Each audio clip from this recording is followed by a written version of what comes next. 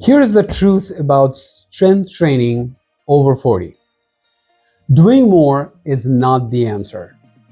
Doing it smarter is. Now, I have been building strength through my own second prime, learning what actually works for me and what doesn't, and understanding when your body starts playing by different sets of rules. Here's the thing. After 40, the goal isn't just muscle.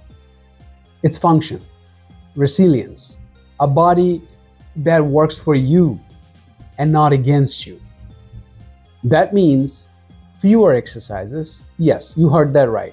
Fewer exercises, done better, controlled intensity, smarter recovery.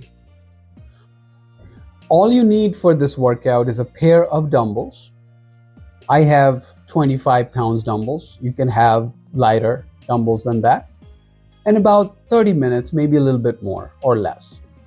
That's it. We are going to cover 5 compound movements and a core finisher. 2 to 3 sets per exercise, 8 to 12 reps. Controlled tempo throughout. Rest 60 to 90 seconds between sets. And if you can, do this 3 to 4 times a week.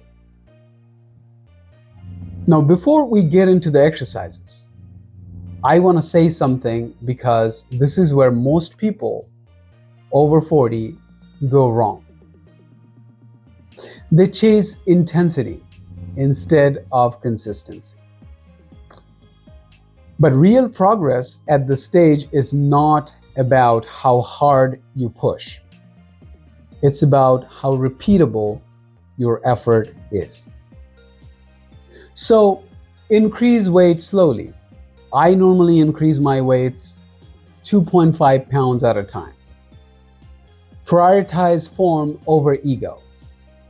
Stop 1 or 2 reps before failure.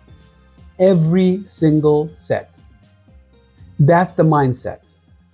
Now the movements. Let's go. Before we start, let's take 3 to 5 minutes to warm up. March in place, loosen your hips, and do a few light squats. Now let's go to the movements. The first movement is the Goblet Squat. This is your foundation. Hold one dumbbell close to your chest, feet shoulder width apart. Now sit down, not forward. Chest stays upright. Drive through your heels. Why this matters? It builds serious leg strength, supports your knees, and is far safer for most people over 40 than a barbell squat. Key tip: control the descent. Don't rush it. You have scaling option.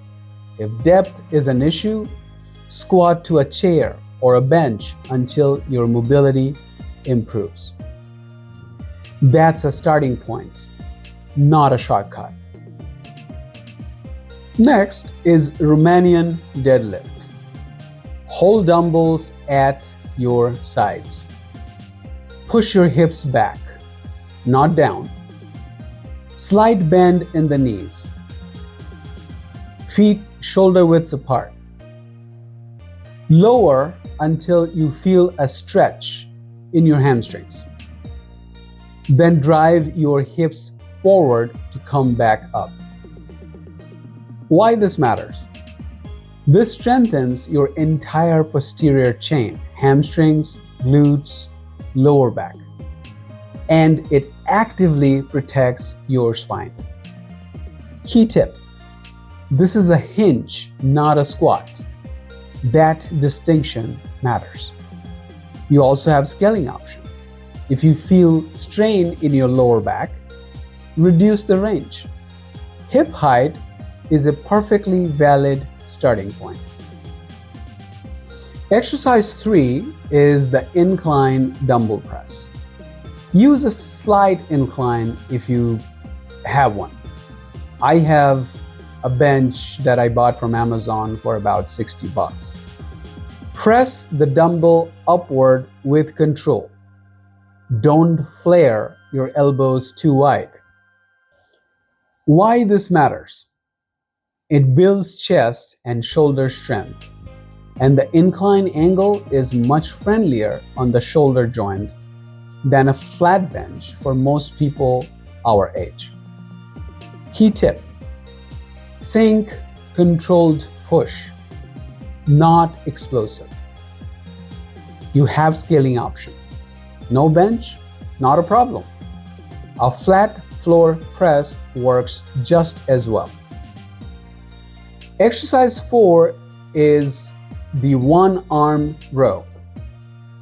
Support one hand on a bench if you have one or a surface. Pull the dumbbell towards your hip, not your shoulder. Keep your torso still. Why this matters? This is your pulling movement.